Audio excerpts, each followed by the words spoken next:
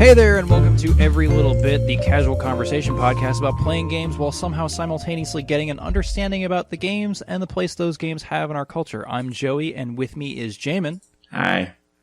Hey, Jay. What's up? Well, our last podcast got 44 reviews. Did it now? Yeah, yeah. You're very excited about this, aren't you? Well, I mean, it went up and it became the 5th most viewed video on my channel in the past 28 days. You need to say more about subscribing and liking and clicking on the thing and the thumbs up. That's what I learned from YouTube. Is that what you need to do? Leave a like. Leave a comment below. Leave a comment on how well or how bad we're doing, and the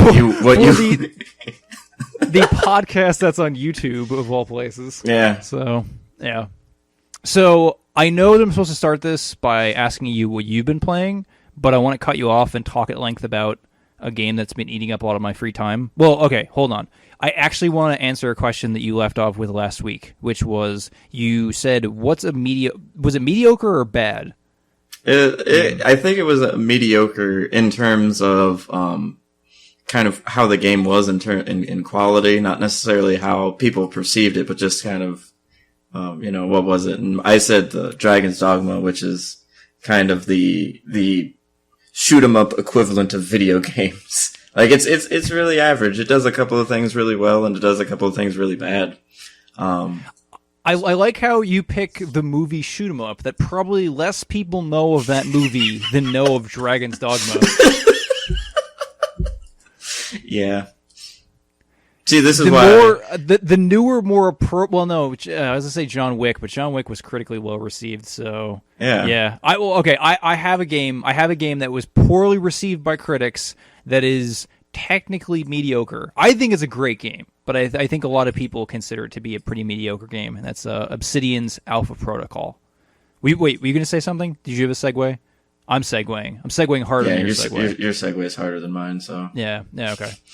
So Obsidian's Alpha Protocol, which came out 2010? Yeah, 2010. Published by Sega, I think. I'm almost positive it was Sega published it, because it was one of those weird things where I was like, fucking, what, Sega publishes? This is fucking weird. And then I had to realize, because I looked at it, I was like, this has got to be like Time Crisis, and I was like, oh, Time Crisis isn't made by Sega, it's made by Namco. So, or I think it's made by Namco. Off the top of my head, it's made by Namco. So, fucking Time Crisis. I remember Time Crisis. Time Crisis and Alpha Protocol feel like they should exist in the same universe, because it's a very overly dramatic. Okay, so most people don't know what the fuck I'm talking about either, which is Alpha Protocol was a third-person RPG where you play as a U.S. spy, a new spy of the, like, he's... I think you picked the guy's name. I don't remember. It's definitely a guy. It's not. They were not technically advanced enough to where, like, Mass Effect 2 came out a couple months before Alpha Protocol did, but Alpha Protocol still had not mastered you can pick either a female or male protagonist. It was simply a male protagonist. I think the guy's name was Mike. I remember it being something like that.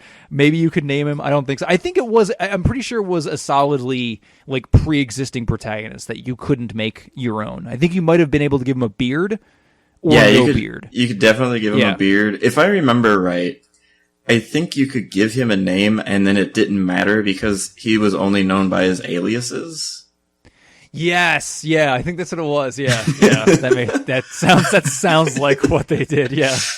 But yeah, so it was a really goofy story about this guy who gets drafted by the most secret of the secret agencies. He becomes a super, super duper secret agent who has to go stop this thing happening in the Middle East.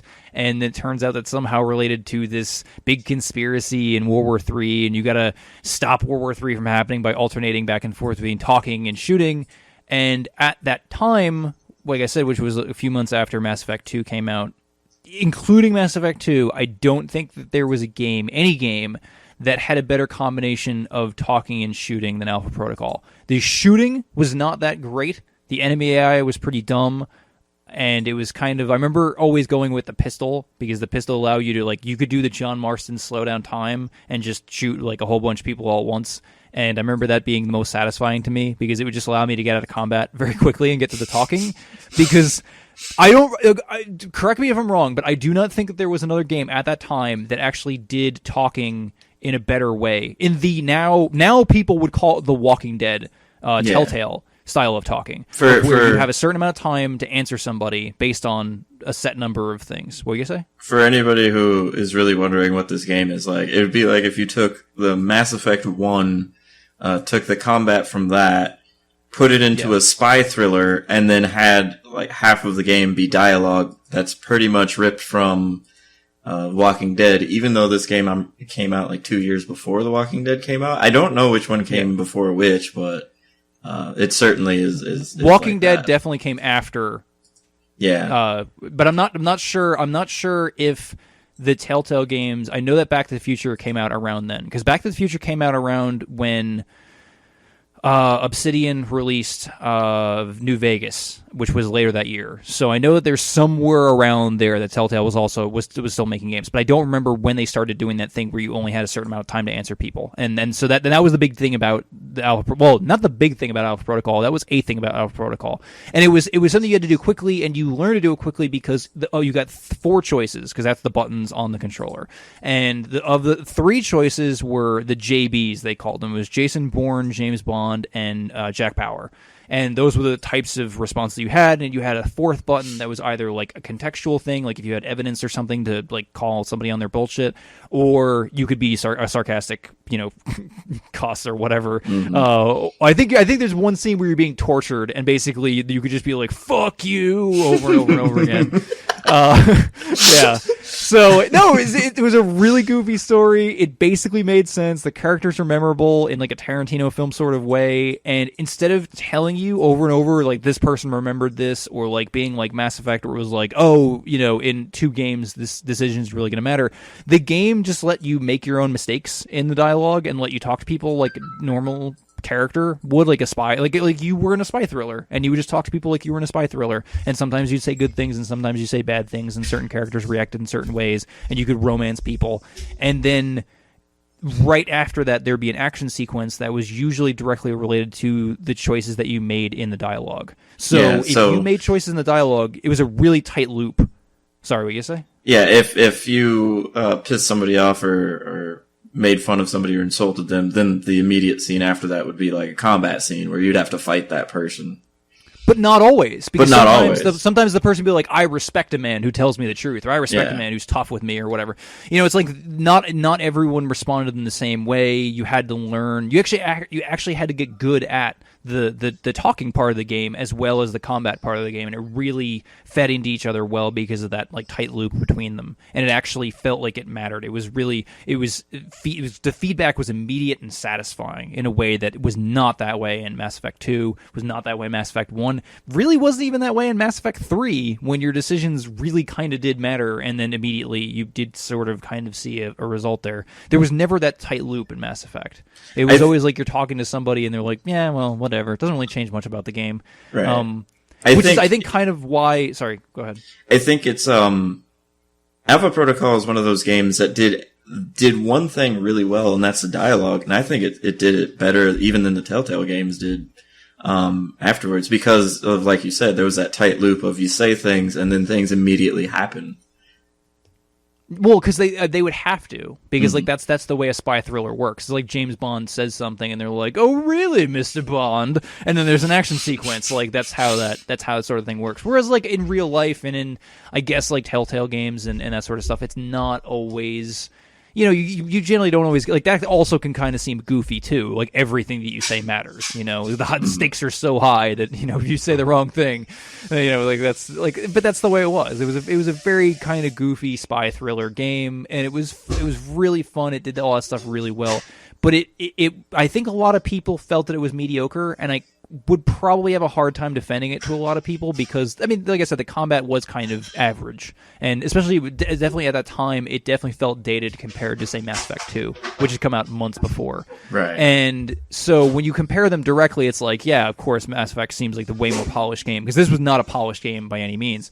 But it did so much right at that time that I have a really hard time looking back. Like I said, like so many people would look back and be like, "Oh yeah, it was Telltale games that did all that stuff." And it's like, no, man, Alpha Protocol really did amazing stuff with that sort of thing. But I'm trying to think of where I was going with that. Mediocre games. Mediocre games, yeah. I remember playing Sorry, that game because you had told me to play that game, and so then I played it, and I thought it was awesome, but the combat was horrible. Yeah. The combat was horrible. It was sort of trying to be stealth, trying to be way too much at the time, and they just didn't have the resources to really deliver on. The set pieces were really cool. The setting of the game, the set pieces were really cool. I remember that was one of the very few games where, like, I actually felt like, oh, I'm actually in a spy thriller. Like, they did that really, like, there was, like, a museum that you had to run through, and they were, like, you know, crazy stuff. It's like I said, like, it's kind of like a Time Crisis feel, where it's like the terrorists in the museum, go stop them. And it's like, oh, okay, I'm just going to run into a museum and start shooting wildly at people. Like, all right. Like, it had that going for it, but it was just, I don't know. I could see why people could call it a mediocre game, because it did so much well in a way that people aren't used to in games, that you could do certain things and it would lock off, or it would, there's no way you could see. I definitely play that game more times than I've played Mass Effect 2, but I'd still say that Mass Effect 2 is ostensibly the better game, because you miss out so much in one playthrough of Alpha Protocol. There's no way that you could see all of Alpha Protocol in one playthrough. It's impossible. Even like, and I think two a lot playthroughs. of people, even 2 playthroughs, yeah, you're still missing one clear. Like, if you just did all the Jack Bauer or all the James Bond or all the, you know, all the Jason Bourne, there's still the sarcastic and all the other ones that you could do too. And there's all the options, and you can do things out of order or differently or whatever, or play a different, you know, play style and things like that. There's all sorts of ways you could do it differently. I think a lot of people get pissed off about that because they don't like playing through the same game over and over and over again. They want the one definitive playthrough. I think most people play Mass Effect and they're like, no, that's the definitive Mass Effect playthrough. That's my character. You know, that's my character's a Renegade, so I'm always going to play Renegade. That's who I am. I mean, maybe people go back and they play Paragon instead of Renegade, but it's like, then there's just 2, and it's not really like I can't imagine that you'd really play through Mass Effect 3 or 4 times, and the 3rd and 4th playthroughs are wildly different than the first 2. But Alpha Protocol absolutely was totally different. You really got to make choices, and you felt those choices immediately, which was super cool. But full disclosure, I did play the first Mass Effect game like 15 to 18 times, like beating it. Really? Yeah, I really like that game. Then the second one came out, and I think I played it like I think I beat it 3 times. I've played Mass Effect 2 at least twice. I know that. I don't know if I've played it 3 times, but I don't. Yeah, I don't know. Also, because Alpha Protocol was shorter, obviously, because you know, you don't see everything, and you can definitely get through. You can definitely get through Alpha Protocol in a weekend. It's not a long game. It's a fun game. It's not a long game. I don't remember. I don't remember how much I played. I think I played the first Mass Effect 3 times. I know I definitely played the opening of Mass Effect a couple of times, because I actually got Mass Effect and I hated Mass Effect the first time I played it. I bought it and I was like, awesome, this is this game, it's everything that I like. And I was like, yeah, no, it's terrible. Because, like, when you try to snipe somebody, you're just too shaky. Like, I just couldn't. I was like, this game's the worst. It's because you're not good at sniping. Yeah, but I remember then Justin told me, he's like, just play it as a soldier. He's like, the soldier's the easy playthrough. And I'm like, oh, it's like Gears of War. And he's like, yeah, it's like Gears of... You're idiot. It's like yeah, I'm an idiot, but I like space. You know, it's like, yeah. But... okay, so speaking of feeling like an idiot and mediocre games, I'm going to do a hard segue again, and I know I'm supposed to ask you what you've been playing, but I got to talk about what I've been playing, The Division. And he's got a lot of The Division. He's got a lot to give up. You got a lot to get off your chest. I do, sort of. I've been playing a lot of The Division. I feel like I should talk about that, because I normally don't play... The last time I played a game as much as The Division was when Fallout 4 came out, and then prior to that was... I can't even remember. Dragon Age. New Vegas, maybe? You played Dragon Age for a while. I played Dragon Age for a while, but not as often. I'm talking, like, I've been playing The Division every other night for, like, 4 hours a night. Like, the game just came out, and I've gotten already to, like, over 2 days of playtime. So... I don't know exactly how much playtime, but definitely over 2 days. So, like, in like a week or two, what is it, week and a half, I think it's been since that game came out? Like, yeah, last podcast, it hadn't been out yet. Yeah, so it's been out for a little bit now. I played a shit ton of it. I've already hit level 30, so I haven't finished the game yet, but I've hit level 30. So okay, so let me just start with so Tom Clancy's Division. I don't know how much I should emphasize the Tom Clancy part because I don't think they know how much they should emphasize the Tom Clancy part. But like over the last week and a half or however long it's been, I think I've come to a decision that to review the game, you should learn everything about the game through little out of context vignettes, little stories that I can tell you about the Division to describe about, like, to give you an idea of what the Division is like. Because you haven't played the Division. You played the beta for, like an hour or two?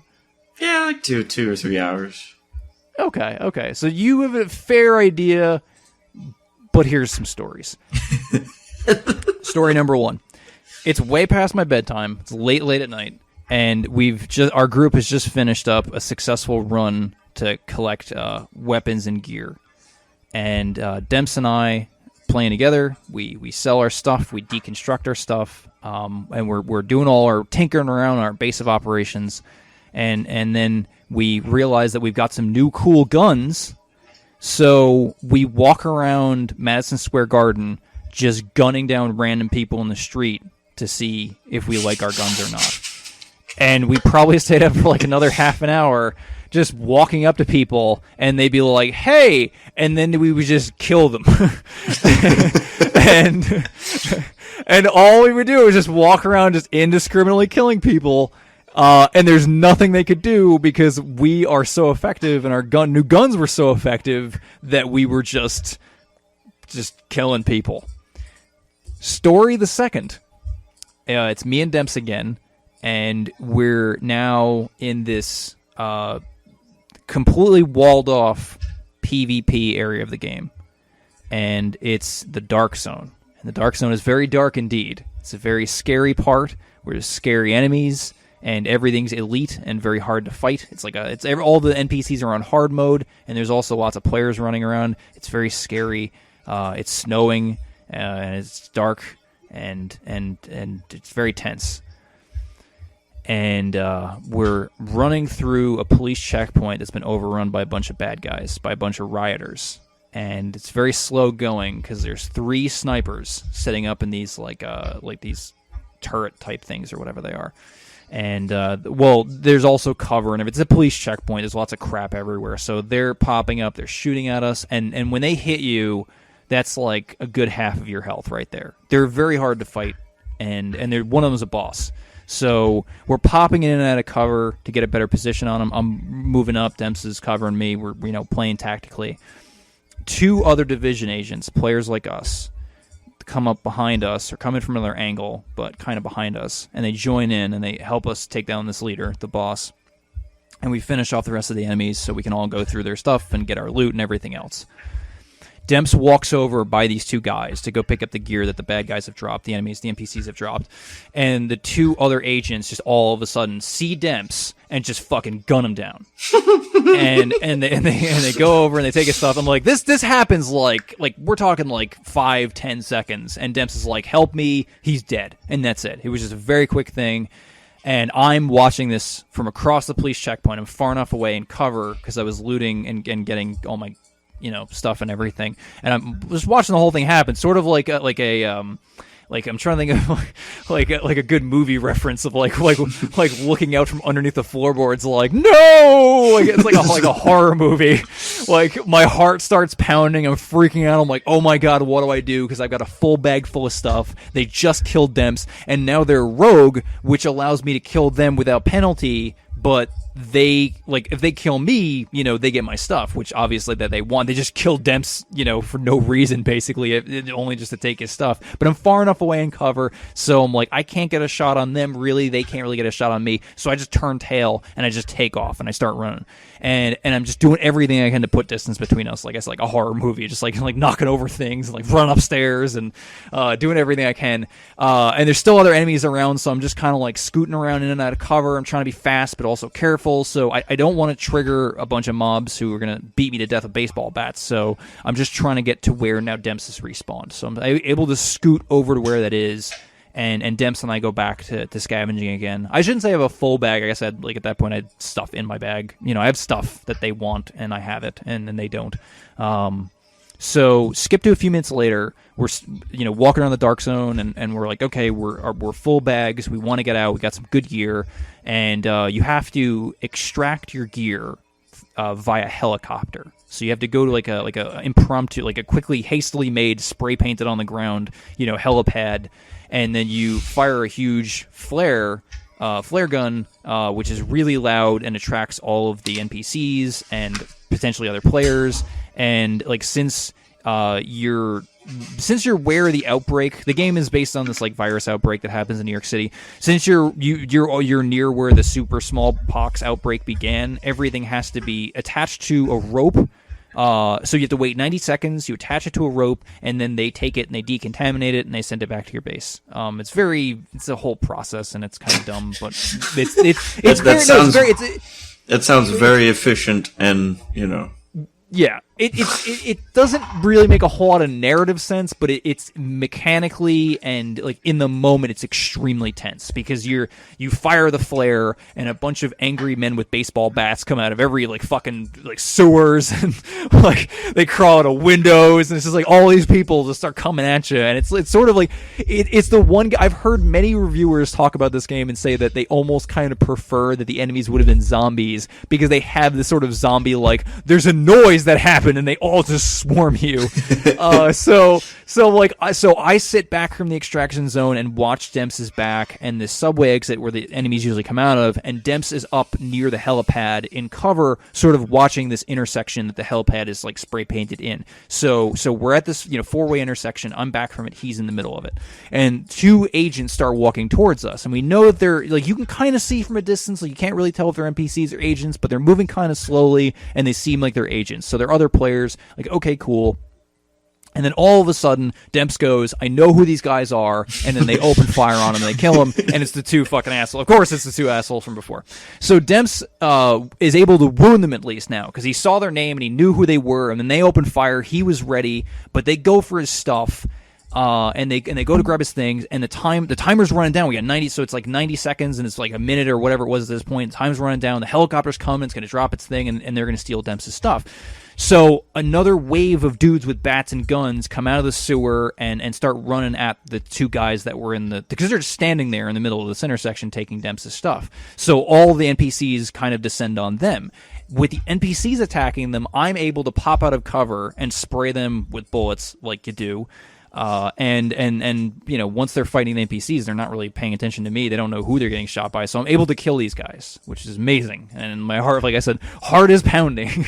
And I kill the other enemies, and I clear the landing zone for like just long enough to slap my bag on the helicopter rope, and the rope goes up, and everything's cool, and it spawns another wave of NPCs, and I start firing some more, and I'm just reloading and firing and hiding in cover and firing, and I'm on the voice chat with Demps, and I'm like, where are you? And he's like, I'm over here, I'm stuck, and there's another pod that spawned by the exit, so like you gotta come over to me, and I'm like, I can't come over to you, there's more guys that are spawning here, and more guys just keep spawning, and I'm just firing and running through magazine after magazine, trying to hold my ground, waiting for him to get to me, but he can't, and then just like click, and it's like the womp womp like error noise. I'm like, okay, assault rifle's out of ammo. Switch to my marksman rifle. I just keep firing off. I'm killing more guys. I'm trying to move out of the extraction zone, and it's like run through more bullets, click, like womp womp error noise, marksman rifle out of ammo. I'm like, I'm totally out of ammo. I switched to my pistol, which is not a good weapon in the game. It's the holdout weapon. You have infinite ammo in your pistol, but it's terrible. Most of your pistols are terrible, and I'm using like a revolver or something, and like Demps is still fighting on the street, so I'm like, oh god, like what am I gonna do? So I'm just freaking out, and I'm like, what do I do? What do you want me to do? And he's like, I can't do anything. I'm stuck here. And I'm like, you gonna come back and get your stuff? He's like, I can't. We got to do something. So I just run. I just take off, and I run 2 blocks, just full out running.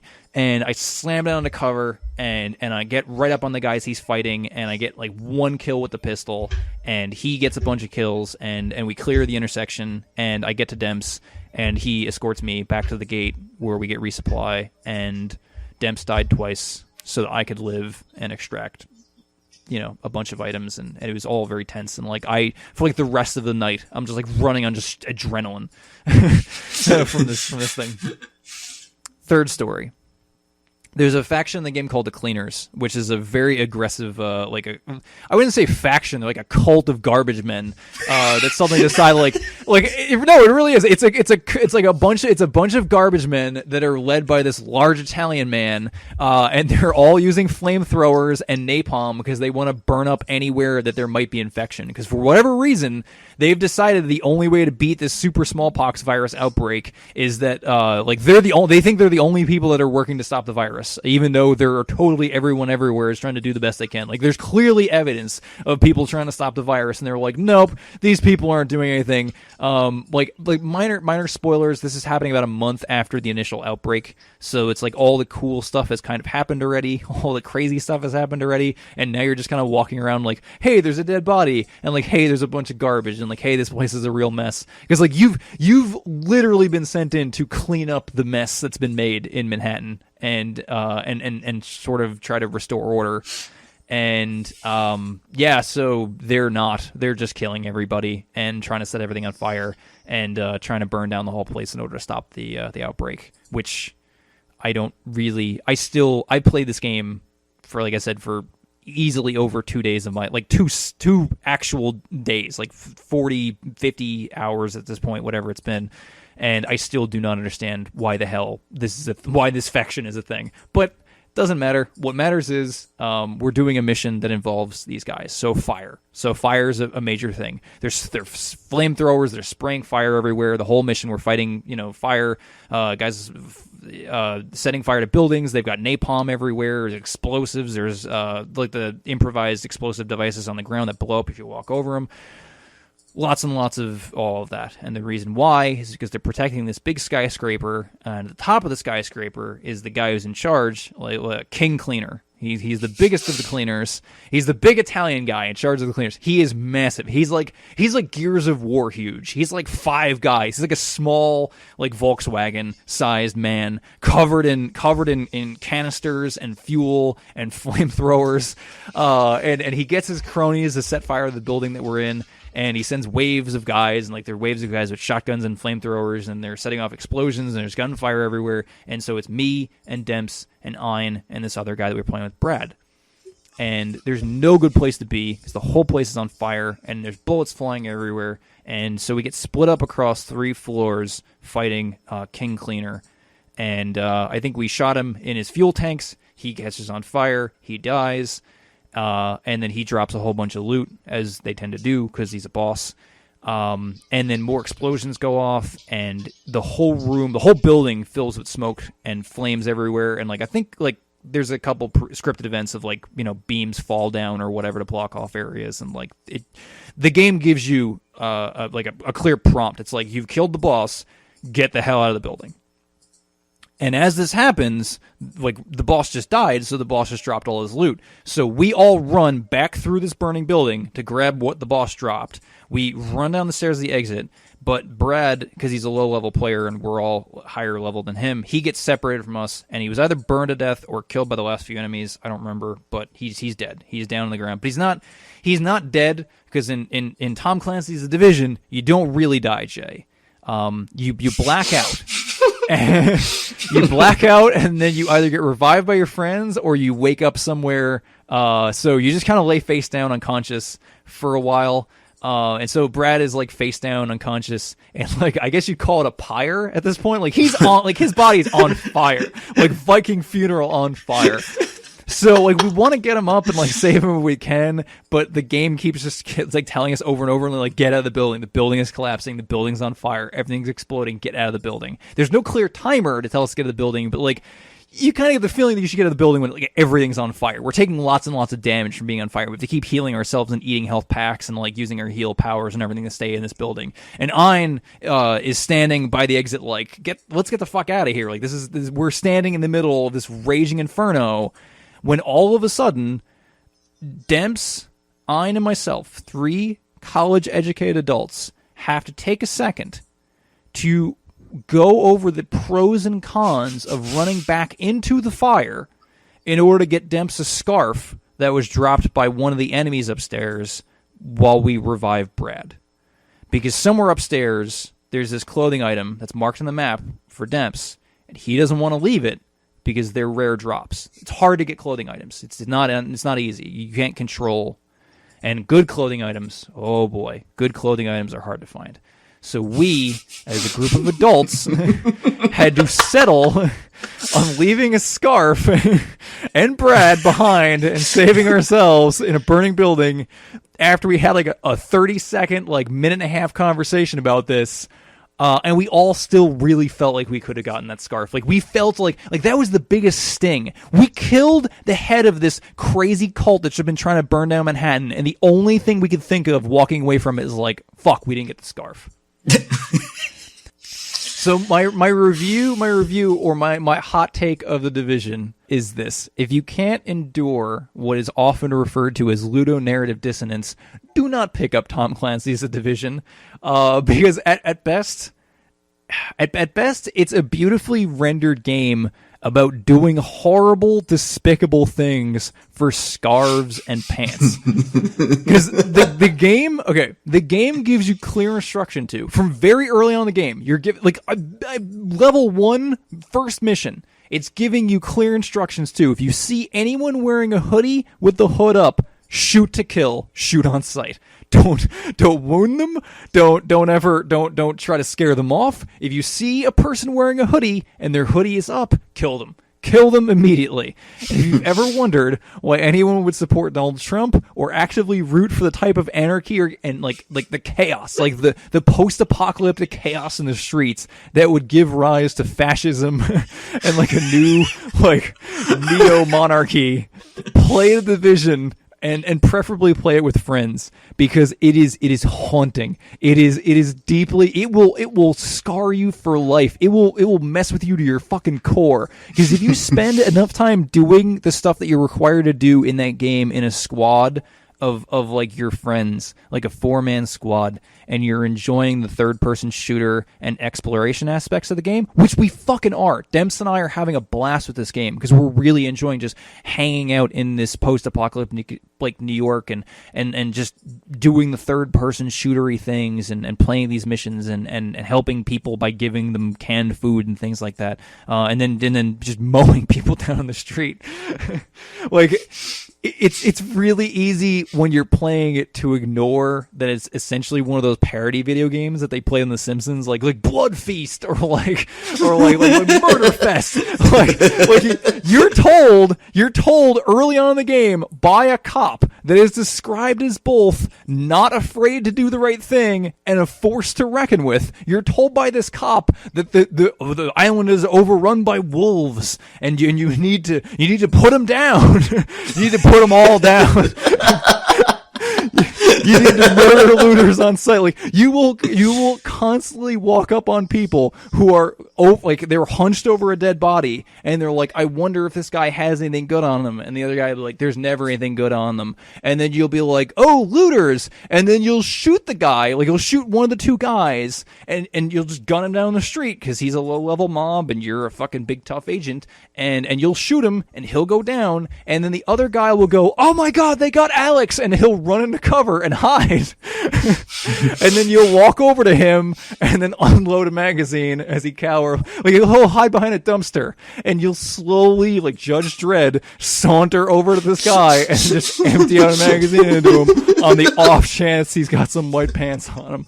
Like, you don't shoot to wound, you don't arrest anybody, like there's no, like they make it clear that there's not enough food to go, like there's not enough food to go around for everybody. So if you see anyone hostile in the streets, no prisoners. You crush everyone on the island.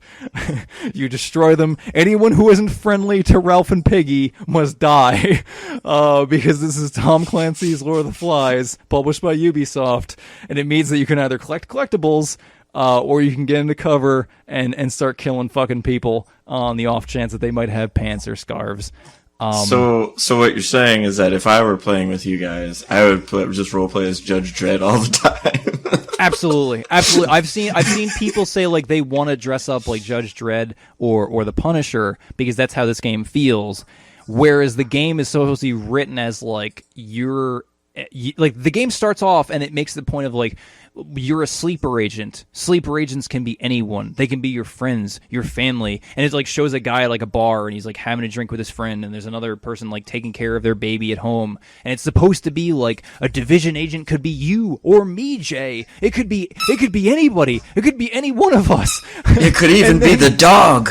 Yeah, it could even be the dog. It could be anybody. And then moments later, as you start doing missions, you realize that they've basically just recruited people who are like the kind of people, like I said, like that just can't wait. Like, you know those people. The people that, like, buy the zombie prevention pack from Costco or whatever, that they're just like, oh, I'm just fucking waiting until shit pops off. Like, that's the day I got my trench coat ready, and I've got my bandana, and I've got my AK-47, and I'm just ready for the day where shit just pops off. Like, that's the person you are in the Division. Like back during the beta, I said to you and the rest of our group of friends that, like, I hope that the story of the Division, like, was strong. They had a really strong story, and, like, lots of, like, little like off like side missions to kind of like fill in the world, and just give us enough to keep us going for like 2 or 3 weeks of play, like just 2 or 3 weeks of like solid story.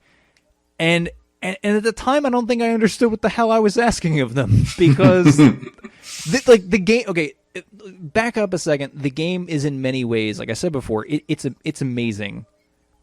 If you know anything about New York City, or if you're interested at all in like urban exploration, or even just this idea of like, I just want to walk around in post-apocalyptic New York, it does that. It like, it smacks you with these like holy shit moments where you'll be standing in Union Square, or there's a huge fight. There's a mission that takes you to this huge fight in Times Square, and you're fighting in Times Square as all the screens are flickering overhead and like all this crazy stuff's happening, and it's fucking amazing.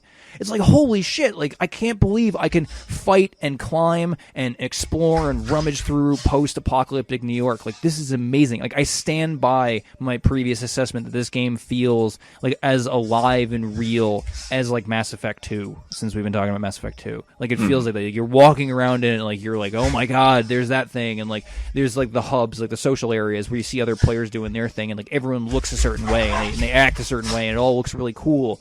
Like, I've actually, for the first time in a while, I've actually taken screenshots of the game, and I've shared those screenshots on Facebook and Instagram or whatever, just as like, hey, look at this cool thing. And like, multiple people that are not huge gamers have like some people that I know that are like kind of into games but not really into games have said like, this game looks realistic as hell. It looks damn realistic, and it's like jarring of how cool it looks compared to real life, because it does. Like, it's so like, I've walked around just taking screenshots of graffiti or like the landmarks in the game, because I'm so taken aback by this world that they built.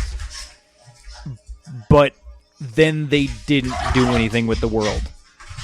Like, I hoped that they would have a story that did more than sort of like double down on that like right wing, like, might makes right, shoot always and ask questions never. like that's what it is. Like, you uncover the stories behind different factions, and they're all like these like right-wing Republican fever dreams. Like, the sort of stuff that you'd hear from your racist uncle about how America's going to get overrun by the bad guys. Like, there's actually like minor spoilers again. There's a intel video that you get sent by the cop that just won't stop, that I mentioned before, like the king, like the guy, the best cop ever, Ray, who's in charge of the security wing, and he's like, you got to watch this about the rioters. And there's a video of a whole bunch of people chasing this couple through the subway, and it's basically like some mix of like the Purge and the Warriors, of like this bunch of like minorities in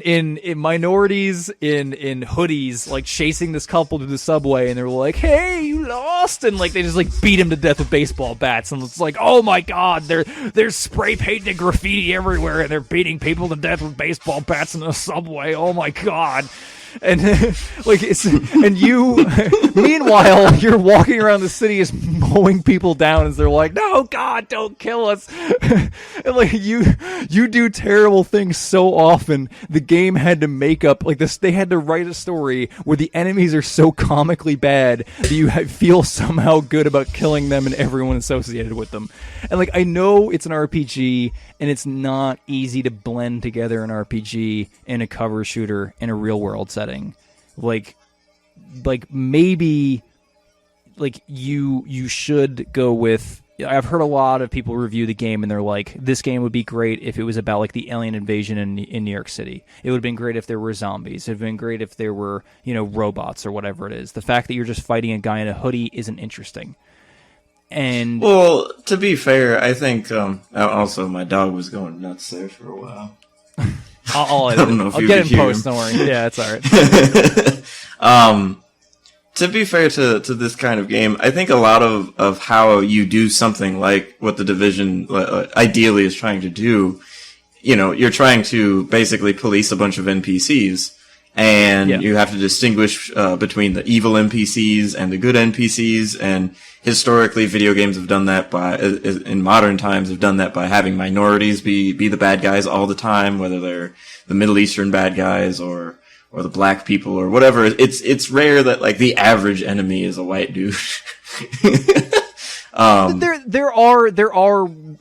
I'm not going to say the game is racist, because there is a fair mix of like. I actually, if anything, I would say that the game definitely goes out of its way to provide, with the exception of the one thing that pissed me off was all of the black male characters have black male hairstyle, like stereotypically black male hairstyles, and you can't put the white character hairstyles on the black male model, and that was really, really weird to me, and that kind of made me question like who is making this game? This is fucking weird. This is fucking weird. But I think that's mostly because their customization options just suck. Like you basically have like 10 preset options, and they're just all terrible and bland.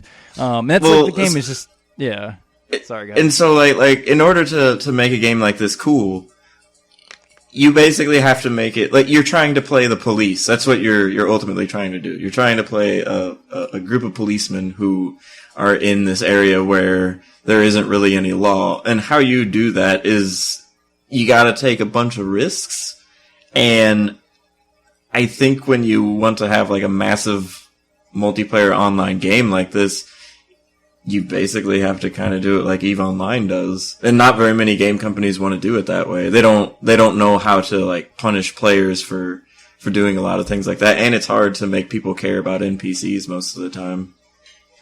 Yeah, they do. I'm not gonna say they don't get close. There's lots of audio logs and moments in the game where there are a couple even side missions in the game. Not any of the main missions. The main story is fucking Shrek. But there's side stuff in the game where they do kind of get you to feel like it's an interesting world. They kind of tap in that a little bit, but it's all on the whole. It's this ridiculous, somehow also bland slurry of a game, because they've just combined so much stuff into one game to try to appeal to just everyone. Like they've just tried to make a game that's just as vanilla as possible in order to make everyone feel like anyone can pick this up and play it, because they totally can. It's just a generic RPG, that's supposed to feel like Destiny. It's supposed to feel like an MMO that's not really an MMO, that you're grinding for gear, and you just kind of do a whole bunch of stuff that doesn't fit with the story, because that's what you're supposed to do in an MMO. Like it's Borderlands 2, but with Gears of War like gameplay. No, but like with Gears of War, there's the chainsaw guns, and like there's still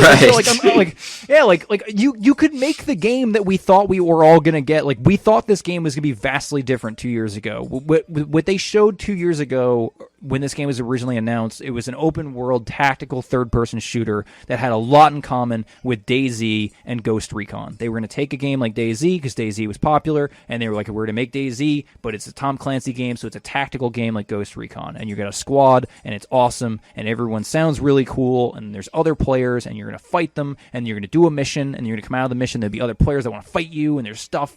And it has, you kind of assumed that there was going to be like this RPG overworld story of like 20 or 30 hours of, Homeland Security agents working with the remnants of the New York City government to, take back the city. Like I said, like police the city and like restore order and, kill all of the opportunistic murderers that love pants. And there's just, they didn't do any of that. They went in a completely different direction, and now there's almost kind of nowhere to go. of what I've played, it feels like they've kind of written themselves into a corner and they designed themselves into a corner, and it doesn't really feel like there's a whole lot they can do in the future to make the game make more sense or be more interesting. And like, I don't fully understand the complaints after thinking about it for a while, playing this game for a while, and certainly like thinking about this, and thinking about talking to you about it. I don't understand the complaints about the RPG elements with like bullet spongy enemies. You know, that people are like, the enemies are too bullet spongy. I don't like, it doesn't make sense that you shoot a man in the face and it doesn't kill him, because if this game was about a true apocalyptic wasteland like Fallout 4, if it was a real, wasteland RPG, you shoot people in the head and they die, which doesn't happen in Fallout 4, because Fallout 4 is an RPG as well, and there are lots of times where you shoot people in the head and they don't die, or you miss, or, whatever, because it's an RPG. And that's what happened in RPGs. Like, you're doing numbers. You do numbers against someone, and they have a certain number, and then that number deducts from their number, and if the number goes in the negative, their head explodes. And if it doesn't, it doesn't. And that's what it is. And that's what you do in RPGs. But the other part of RPGs, besides, numbers, is that you roleplay as somebody. You roleplay as a person that isn't you, and you have agency and access that you yourself, that you don't have in real life. You roleplay as someone different. And again, kind of minor spoilers, but in the Division, you're part of the second wave of activated Division agents. So you're this part of the I want to say Homeland Security, but whatever it is. The president orders you into the city. You're activated as a sleeper agent, and you're the second wave that has to go into Manhattan to restore order, but also to interact with the first wave of agents. So there's a whole first wave of agents that gets activated, and they're already in Manhattan trying to stop the outbreak. They got activated right after the outbreak. You get activated, I think, a month later. So there's this narrative thread there that could have allowed them to dive down on this stuff, to look at the ethics of what you're doing, and to go into more detail about being a rogue agent, and trying to find some sort of way of integrating what you're doing with the story, of combining story and mechanics and actually making it seem like you're policing and restoring the city instead of just murdering people in the street for fucking better gear. And they didn't do that. Not in the multiplayer aspect, not in the Dark Zone, not in the not in the story missions, nothing. Like, there's really nothing there. There's a huge disconnect, which is we've seen. Okay, so like there's games like GTA Online. Their reputation systems and ethical systems have been in games for a while now, and I know a lot of people don't like ethics or reputation systems and things like that, but like, it's a functional thing. It's a clear thing that you can have. It's a mechanic that you can have that provides you with some sort of choice in the game, and it can influence what happens and how things play out, and it certainly allows you to it gives you an extra dimension or an extra way to roleplay your character. Because right now, I can kill someone and nothing happens. Like, I can go rogue in the Dark Zone, and I don't hear about it when I go back to the fucking base of operations to my boss. Like, my boss greets me just the same when I come in. She's still writing on her fucking pad or whatever she's doing whenever she comes in, and she's just doing the same, 4 pre-scripted events over and over and over again, because it's that sort of, like, mannequin Citadel problem that they had in Mass Effect. Like I said, it feels like a real world, just like Mass Effect, for better or worse. Everyone's kind of doing the same thing. Like the vendors just yelled at saying things over and over again. I've killed Alex about 1,000 times. The mob barks, the NPC barks are all the same, and it gets kind of, whatever. But this is supposed to be an MMO, I guess. I don't know.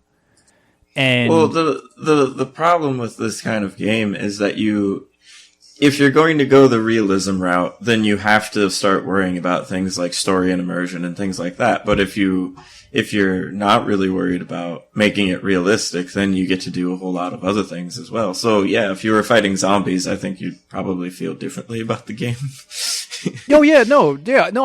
But even if they just changed some things, I mean, if the gameplay wasn't that average, if there was more ways to interact with the world than just simply shoot it in the face all the time, if there were more choices, if they actually gave you a real choice between the Division or being a rogue agent, there is a huge part of the story that's related to agents that go permanently rogue.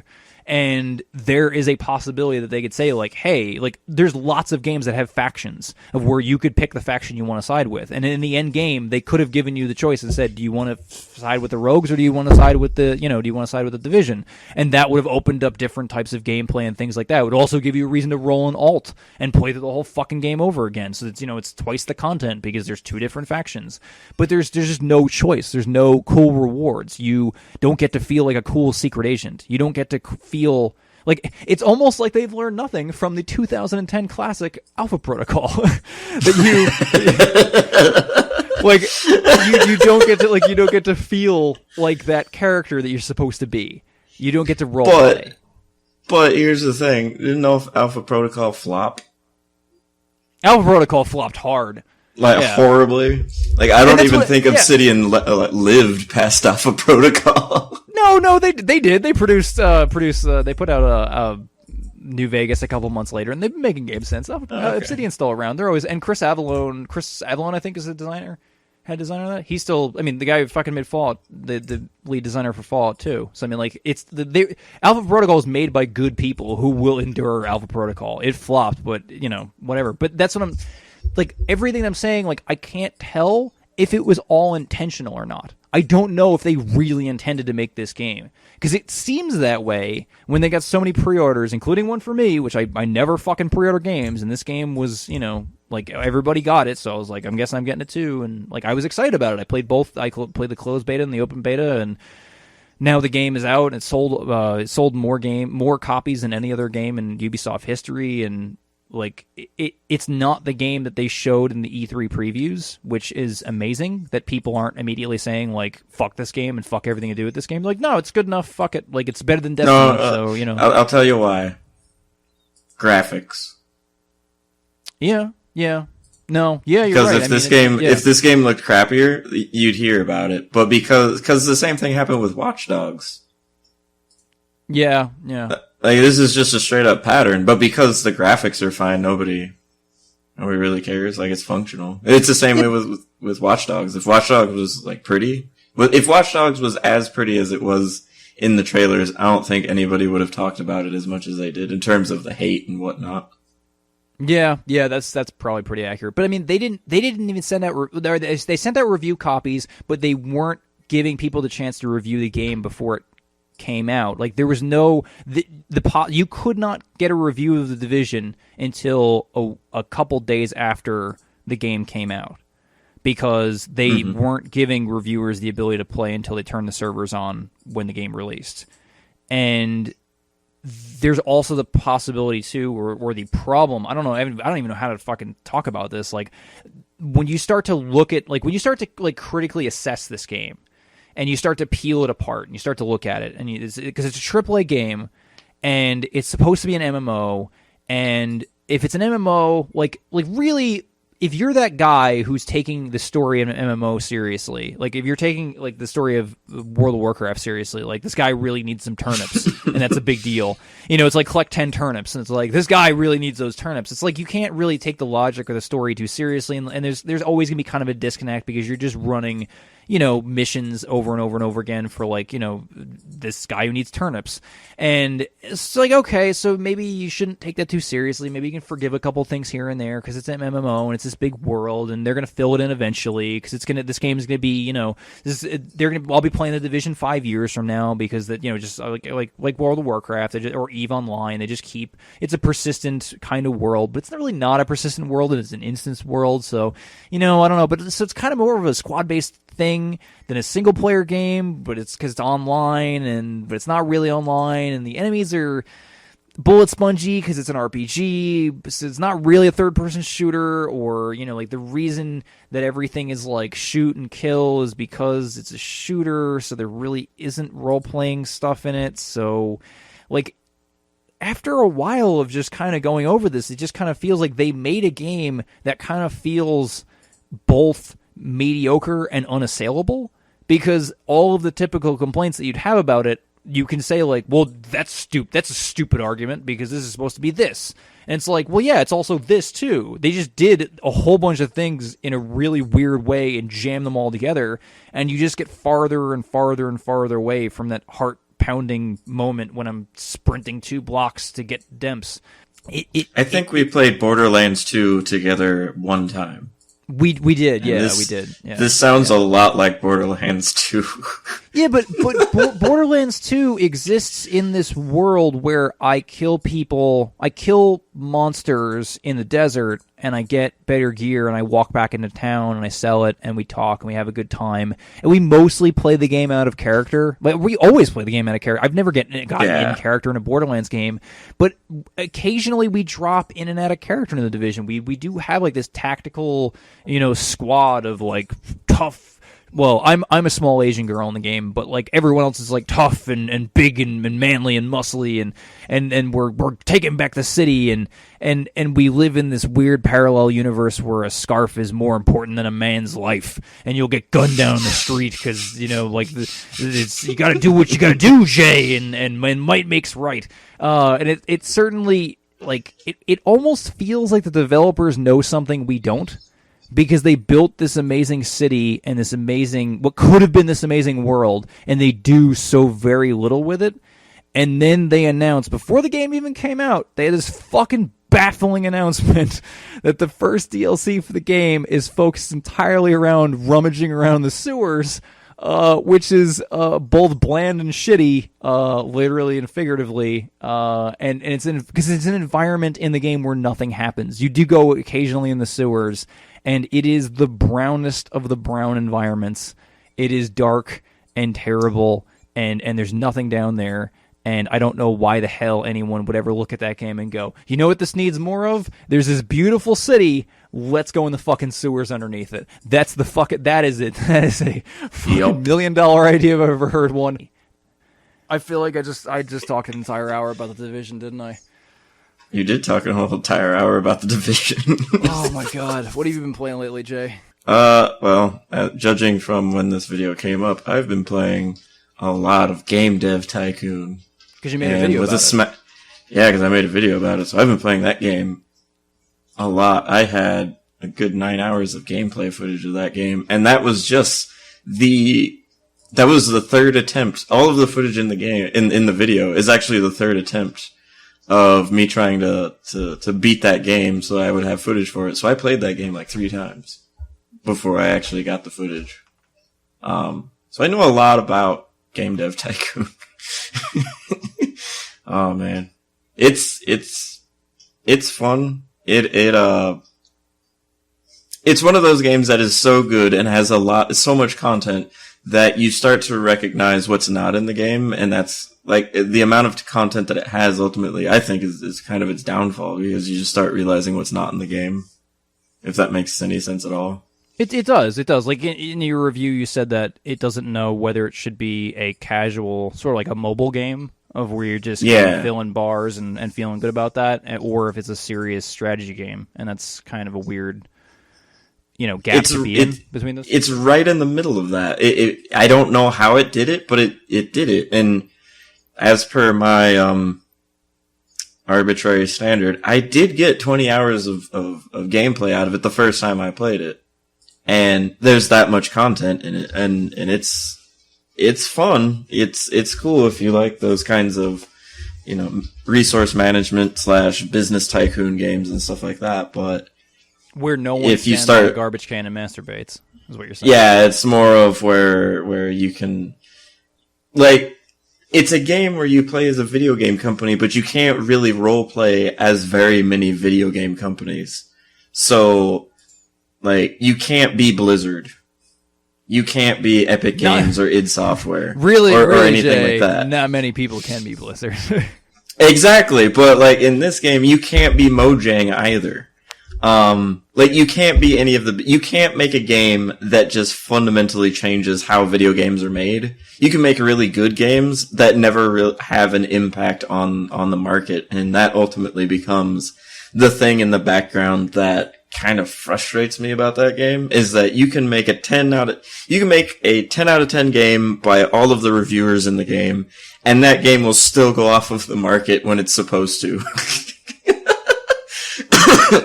Because nobody's gonna care about that game, and you can't make DLC, and it's just, you can make a game like the Defiance, which every time I think about that game or want to put it in a video or something like that, I always have to remember the name of the Defiance. Because I always forget the name of it because it's a game that came out for a second and then just disappeared into the ether. Well, because it was the game. Most people, I think, would know the Defiance because came out 2013. 13. It was a tie-in game. I guess it's a tie-in game, or was the TV show a tie-in TV show? It was very unclear of what they were doing there. Yeah, there's a TV show. The TV show. Yeah. Yeah, the TV show was the tie-in for the game. People really it was like the prototype of Destiny if Destiny had a TV show. Yeah. Yeah. It was a prototype of the Division if the Division had a TV show. Yeah, because it was an MMO, it was a loot RPG shooter game coming out a couple of years MMO. after like Borderlands.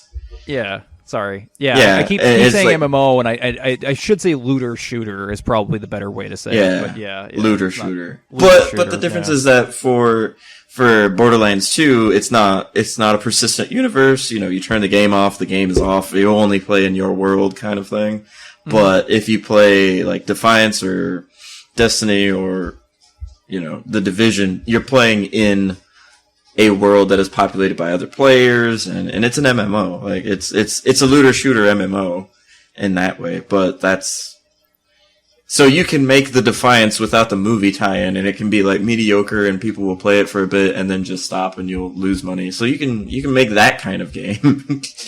hey, that game is still going, by the way.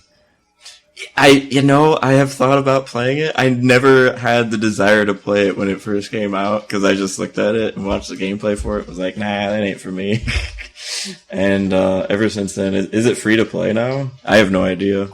Yes, it is free to play now. It went free to play in June 4th, 2014. So, yes. They only made it like a year. Yeah. But apparently it's still going as of March 1st, 2016. So that's not too long ago.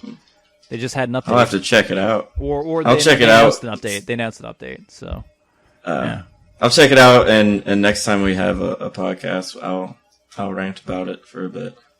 Okay, I think that'll pair well with my going on and on. I after talking for the last hour about the Division, I don't know if I'll bring it up again. I probably will. Who am I kidding? I probably will.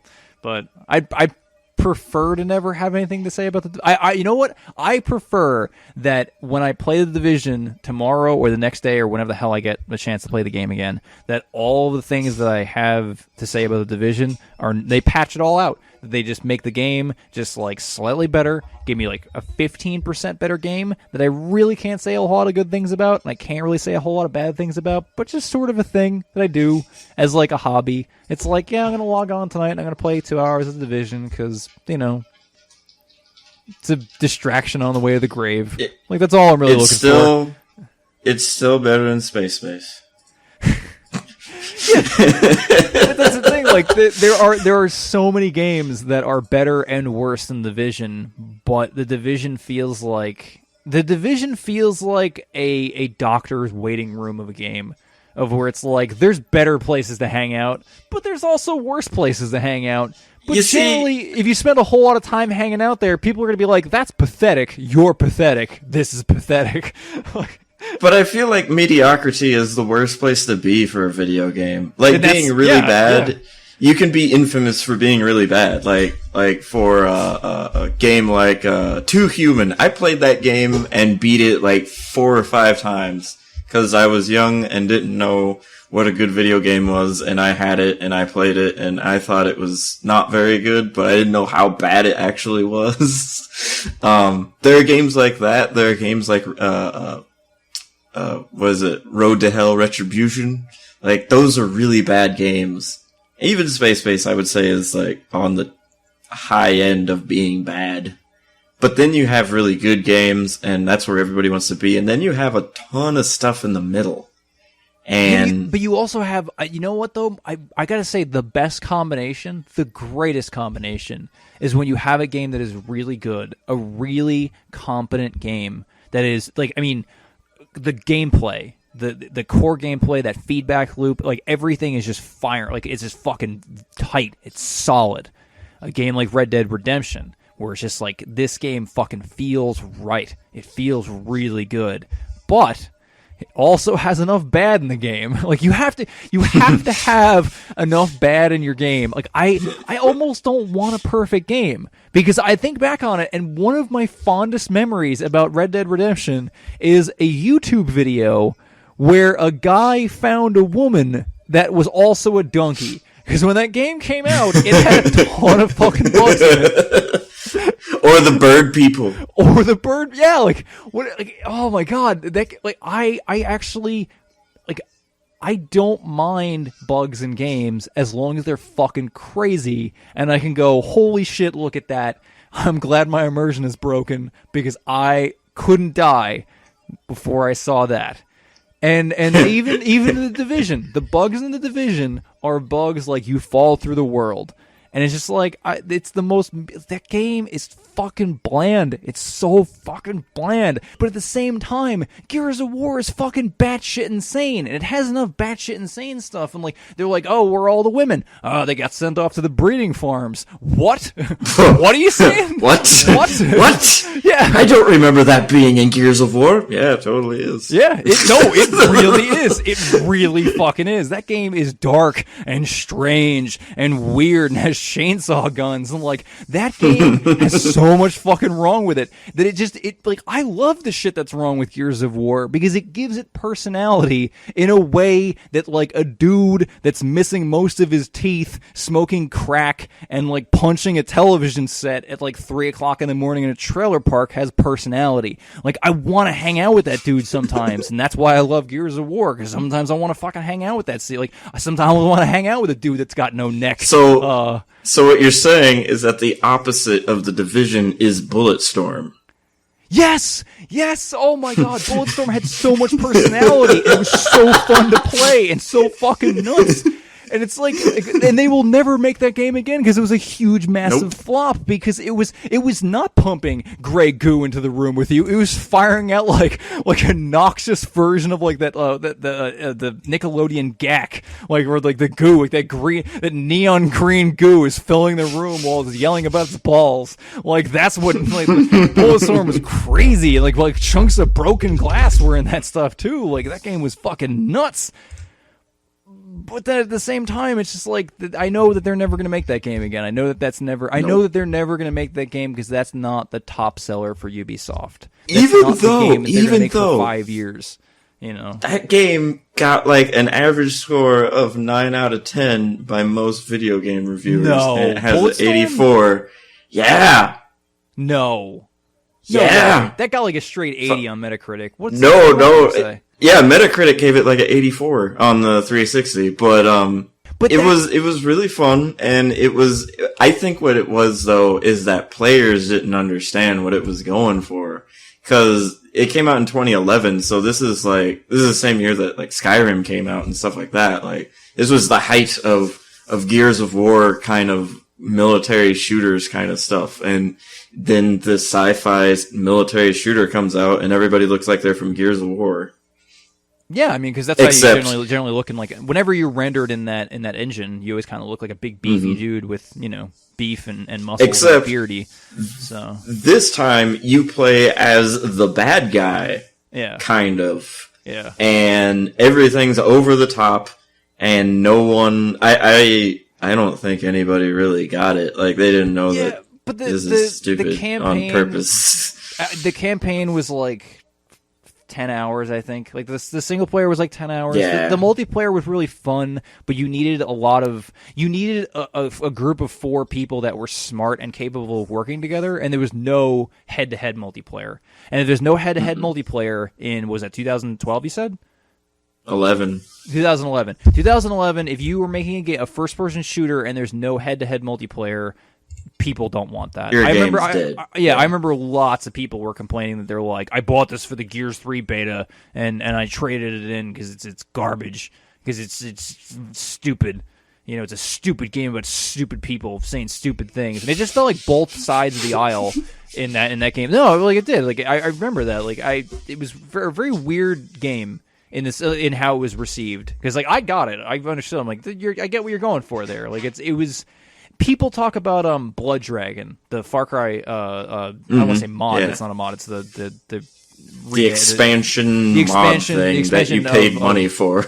Yeah, the expansion of Far Cry 3, which I love Far Cry 3, and I to some extent like Blood Dragon, but Blood Dragon made fun of a lot of stuff, and then like they made fun. They're like, oh, it's stupid that games give you tutorials. Here's a tutorial, and it's like, right, yeah, go fuck yourself. Whereas at least Bulletstorm didn't really do that. They actually did try to have a lot of fun lampooning what they were doing. I think there's a lot more room for games like Bulletstorm, but apparently there isn't. I think there is, but Well, I think what it was is that Blood Dragon had way more in common with like Duke Nukem Forever than it did with Bulletstorm. Bulletstorm, I didn't ever feel like it talked down to you as a player. Like, no. Playing Bulletstorm never made its audience feel stupid for doing a thing. It made the character feel stupid for doing a thing, but it never made the player feel stupid for doing a thing. Whereas Blood Dragon made the player feel stupid for doing a thing a lot. Well, but I mean, there's also the thing, too, of where I had a lot of problems with Hitman Absolution, or Hitman, whatever the most recent Hitman game was, or probably at this point, the one before the most recent one, because you would play, it was the one between Blood Money and the new, just plain Hitman game. I think it was Absolution, but whatever. It was the first and only, as far as I know, Hitman game that rated you. Of it was like, you got a score of this, yeah, and everything you did, it was constantly scoring you. Same thing in Bulletstorm, was constantly scoring you, and people felt like, oh, well, you didn't get the maximum score, I suck. So it's not that the game's talking down to you; it's that the game's making you feel bad because you suck at it. Because people were just like, well, I just like shooting dudes in the head, and it's like, yeah, well, it's not good enough to shoot dudes in the head. You have to stop time and whip them into you have to do the variety. Yeah, you gotta cut his head off and throw his body in the giant, man-eating plant or whatever. It's like, that's like, it's great. I loved it. I thought it was great, but like I said, the dialogue is some of the best I've ever heard in a video game. Yeah, I believe that was who wrote that? There's a comics writer that wrote that. It wasn't. I think it was Rick Remender that wrote that game, but I'm willing to be wrong about that. But it was definitely. I'm saying Rick Remender because it sounds like it would be a Rick Remender game. I think it was a Rick Remender that wrote it, but yeah, it's fucking crazy. But that's besides. We're just harping on the same point over and over again. So, anything more you want to say about Game Dev Tycoon, or do you feel like can just direct people to your review? Yeah, there you go, the review. It's pretty much, the only thing I would kind of correct is that, this is actually something I didn't know at the time, and I figured out while I was writing or making the review. You can actually you can license game engines in the game. The problem is when you can do it. It's a super late game kind of thing, and by the time that you can do it, it's pretty much like I say, it doesn't meaningfully, make you money. In the game. It's something you can do that doesn't really do a whole lot. Do you want to... definitively... We're running really late on time. Do you want to skip the question of the week, or do you want to just bang it out real quick? You want to bang it out in like 10 minutes? Yeah, okay. What's your question? What's your question this week? Oh, the question was, how much should you ever pay for games? Our question was like video game pricing and how much you should spend. I know we wanted to talk about Town of Salem was Town of definitely Salem. On my mind. Yeah, so Town of Salem is a game that we all play once in a while, and every time we play it, we have a great experience because it's insane. I'm not even going to explain what it is or how you play it. I'm just going to say... I'd say it's very similar to the card game Werewolf. You play with a bunch of people online, and you're all trying to determine who their roles are. You're all town members, and you have to figure out, are they town, are they mafia, or are they a serial killer, or are they somebody else, basically. And the sooner other people find out your role, the more information they get on each of the other players. It gives them an advantage because during the day, you are given the chance to vote someone to hang in the town. So every day you're potentially hanging and killing one of the town members out of 12 people or something like that. So it's something like that. Yeah, it's like 15 or so. Yeah, okay, 15. So it's a slow-paced game where you're trying to figure out who everyone is, and you really don't. You have to play your role. Everyone has a role, like sheriff and escort and medium and things like that. You have different roles and things like that. It's a very crazy game. And sorry, back to you.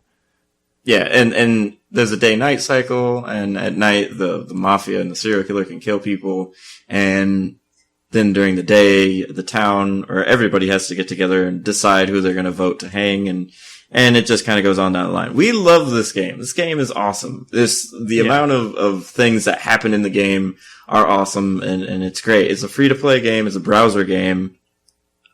I don't think we've ever spent any money on it. No, never. I wouldn't.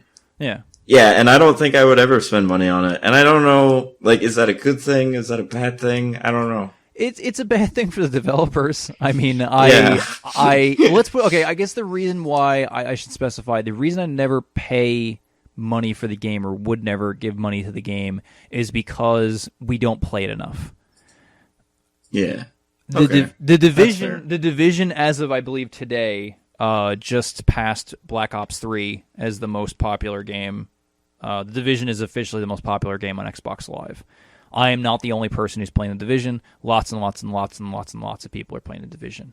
And I assume I'm going to play the Division for quite a while. So it seems like the group wants to play it for quite a while. It seems like it's the new game. I don't know. That might change. We'll see what they do with the game over the next month. And based on what happens over the next month, that determines how long I play the game. If I'm putting hours and hours and hours into a game, like, for example, Fallout 4, I put fucking probably 200 hours into Fallout 4 already. And I played the shit out of that game back in November and December because I have seasonal depression and video games make me feel good.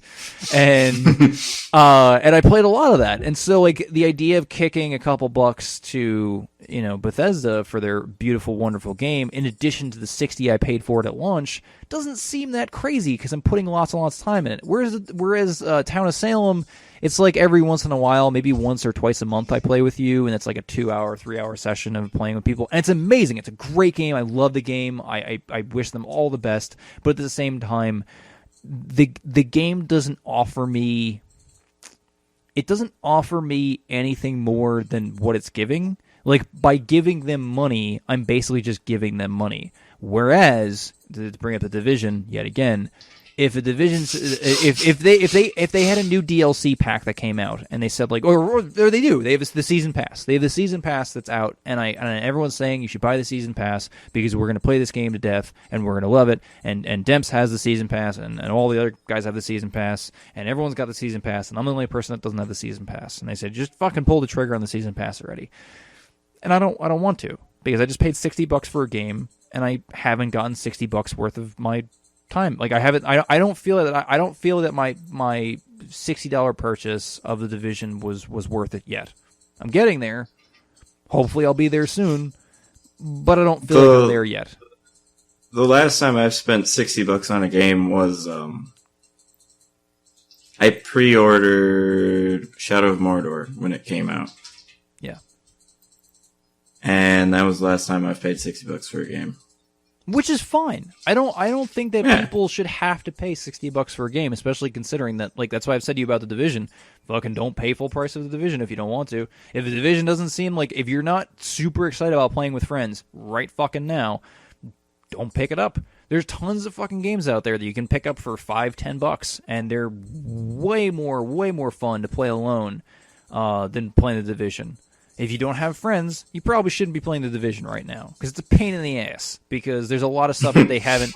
I will probably say that there's a lot of stuff that they will add into that game that will make it worth it.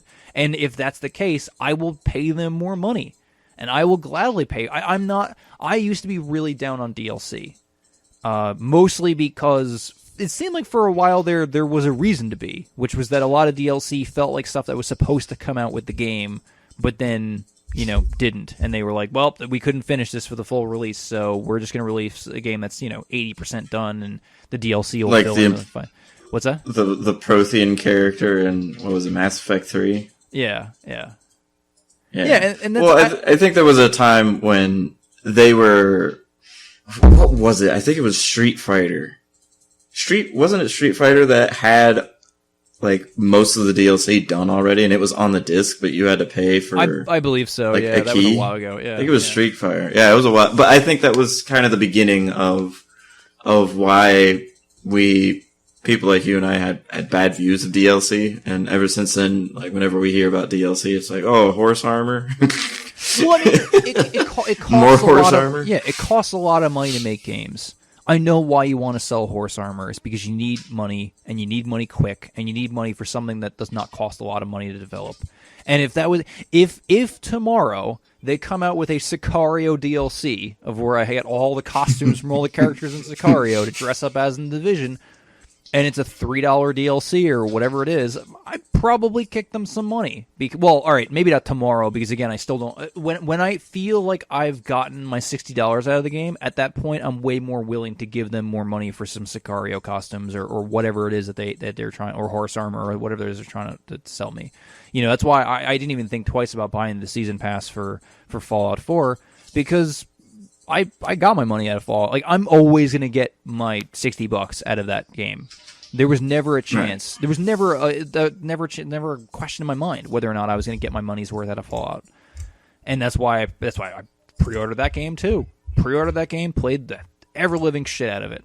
We'll continue to play the ever-living shit out of it. We'll continue to play all the DLC. We'll love every minute of it. We'll complain about a lot of it too, but we'll love every minute of it. And I don't mind paying money for games. I have money now. I'm becoming a more responsible adult. But at the same time, I don't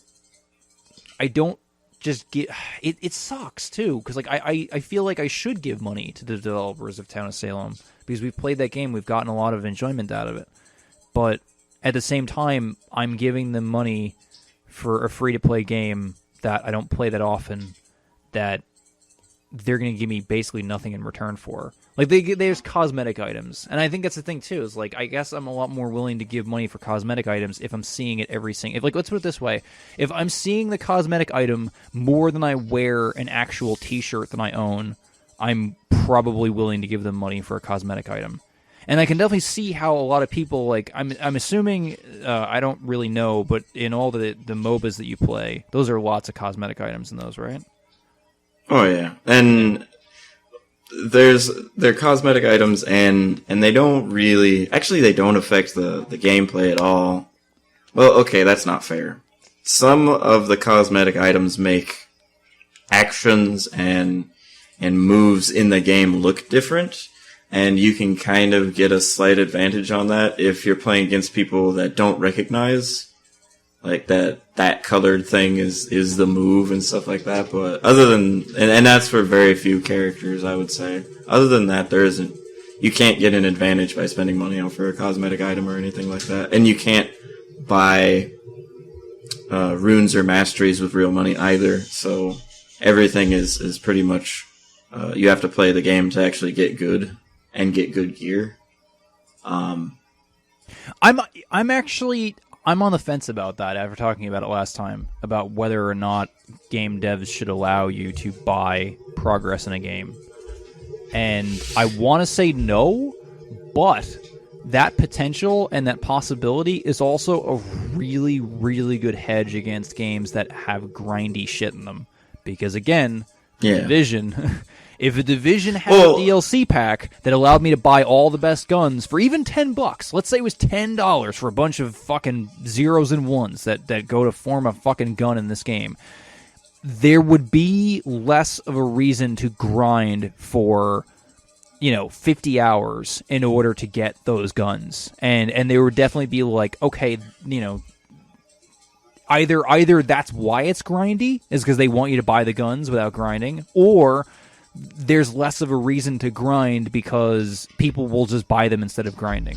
And those people will have them, the other players will complain, and in order to keep the community happy, you really take a lot of the grind out of the game in order to, put in better content and put in more, dynamic and people-pleasing content, because that's the only stuff you can sell is progression items or stuff related to, making your character better that you would get anyway through good gameplay.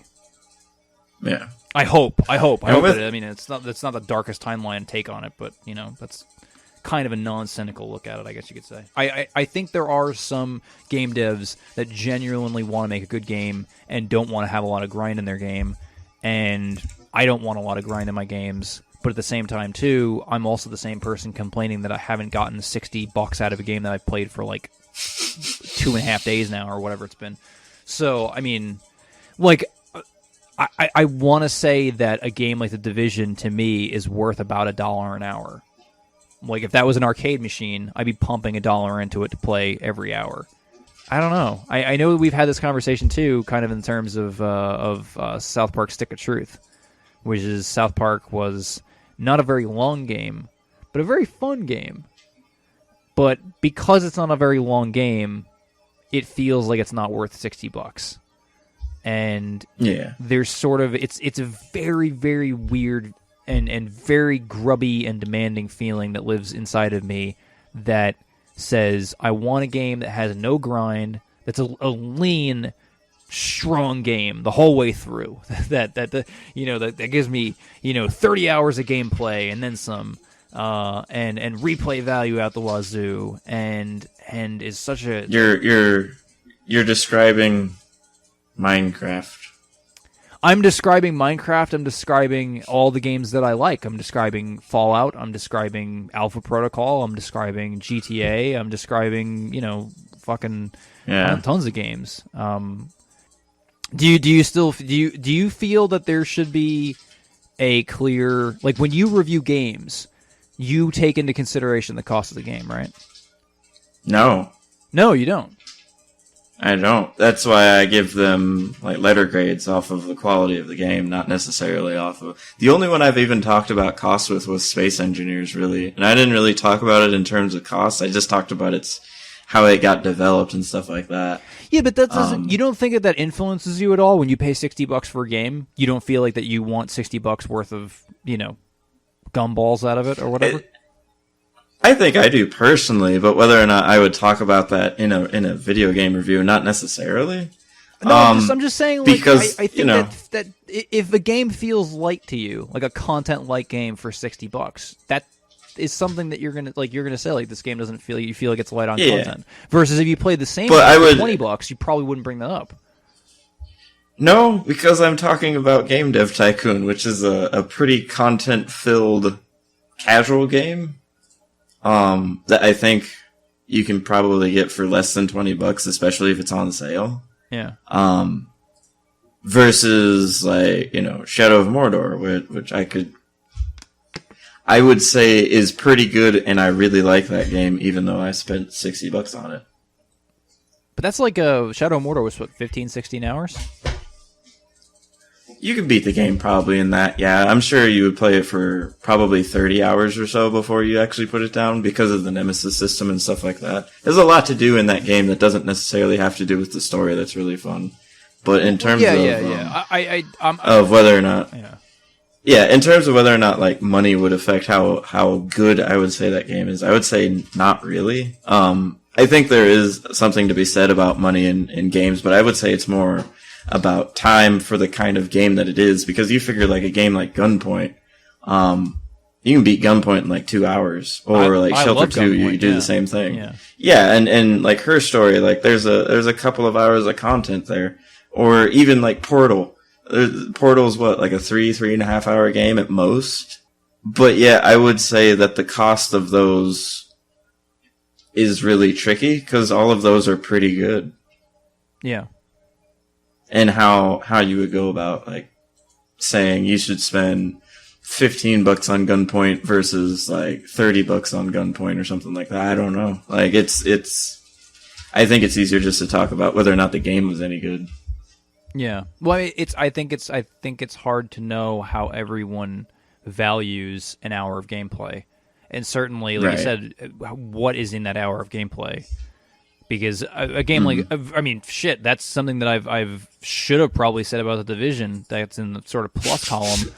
I know. I could fucking go on all night about this, but that game allows you to drop into a friend's squad I can join up with Demps in under a minute when the servers and when everything's working. I can start the Xbox. I can be in that game in no time at all, and I could be fighting and playing and having a blast right alongside of him. Playing a game like GTA 5, turn on the console, I'm talking like a good 10 minutes before I'm involved in an event or something that I'm doing with friends. And when I'm spending 20 minutes out of an hour in loading screens and waiting for things and hanging out for people to do things. I mean, the Division is still a looter shooter, so there's a lot of downtime of like, there probably is 20 minutes out of an hour that you're just sitting and rifling through gear with your friends, but you're still kind of talking and having a good time or whatever, and you're doing what you're doing. But I don't know, it's kind of, it feels like at least active, like you're actively playing the game, like there's stuff going on. You're not just waiting for something, you're not waiting for the fun to start. And I think there are a lot of games where you're waiting for, like I've often heard with games that like, oh, you have to wait, you got to give the game like 2 hours. Like that was what was it? Assassin's Creed 3. That's what everyone was like, oh, you got to give it like a good 2 hours before the game gets started. And my response was like, go fuck yourself. Like that is a feature-length movie. You're asking me a feature-length movie. Like, also, I think one of the Final Fantasy games, they said that you had to play it for like 20 hours before it got good. Yeah. I don't know. Anyway. Yeah. Okay. I know you want to finish this up, so let's let's wrap up our casual gaming podcast for this week. So, I am, or I was, or I still am, Joey. You can find me on Twitter at Joey Heflick. You can also find me on the podcast Internet Boyfriends. And with me is Jay. How can we find you, Jay? You can find me on Twitter at Plastic Nights, or on this YouTube channel, or there's a Facebook page. And you can leave all a comment. links will be linked in. You can leave a comment in the description about what we should probably talk about next. Are we going to talk about whatever someone says in the comments? I guess we have to if we ask for it. Them's the rules of YouTube. I mean, yeah. So. We don't have to do it immediately afterwards. Hypothetically speaking, we might have like the next few episodes mapped out. So what you comment down below now might show up later. Thanks for clarifying that, Jay. Yeah. All right. So anything else to add, or can we go? No, that's good. Okay. Well, there should be another episode of every little bit. Thanks, Jay. One day later. And thanks again for listening. Don't camp the spawn, and we'll see you next time.